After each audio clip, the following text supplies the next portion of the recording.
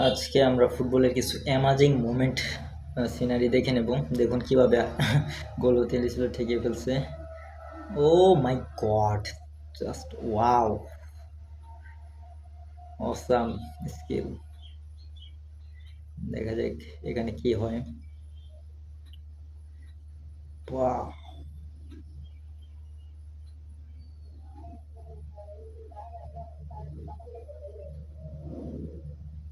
ও